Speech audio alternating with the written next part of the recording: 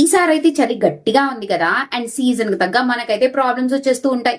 So ఈ winter problems ని English లో ఏమంటారో తెలుసుకుందాం. సో వింటర్ రాగానే మనందరికీ కామన్ గా వచ్చే ప్రాబ్లం పొడిబారిన చర్మం.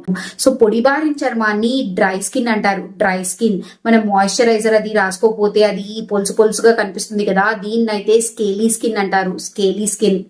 బాగా చలిగా ఉన్న ప్లేసెస్ లో అయితే ఈ చర్మం పొరలు పొరలుగా లేచిపోతూ ఉంటుంది. ఇలాంటి స్కిన్ ని ఫ్లేకీ స్కిన్ అంటారు. Flaky skin. నెక్స్ట్ పెదాల పగుళ్ళు. పెదాల పగుళ్ళని చాపెడ్ లిప్స్ అంటారు. Chapped lips. And next common గా వచ్చే ప్రాబ్లం కాళ్ల పగుళ్ళు. కాళ్ల పగుళ్ళని క్రాక్డ్ హీల్స్ అంటారు. Cracked heels.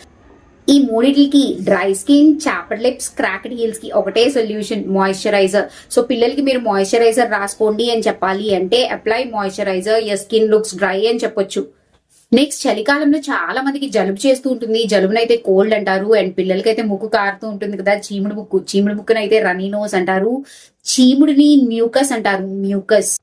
నెక్స్ట్ చాలా మందికి గొంతు కూడా పట్టేస్తుంది, మాట కూడా సరిగ్గా రాదు. దాన్ని అయితే సోర్ థ్రోట్ అంటారు. Sore throat. నా గొంతు పట్టేసింది అని చెప్పాలి అంటే I have a sore throat అని చెప్పాలి. I have a sore throat.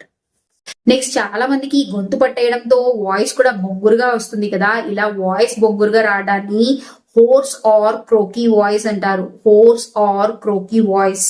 నాకు చలికి తిమ్మిరెక్కిపోతుంది అని చెప్పాలి అంటే I'm feeling numb due to cold అని చెప్పాలి. I'm feeling numb due to cold. Next చలికాలంలో బాగా స్ప్రెడ్ అయ్యేది ఫ్లూ. ఫ్లూ అంటే ఇట్స్ అ వైరల్ ఇన్ఫెక్షన్. దీంట్లో బోల్డ్ వస్తాయిలేండి.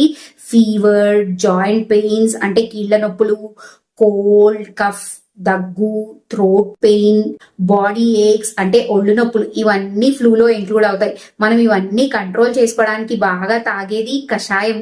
ఈ కషాయాన్ని ఇంగ్లీష్ లో బ్రెవ్ అంటారు. బ్రెవ్.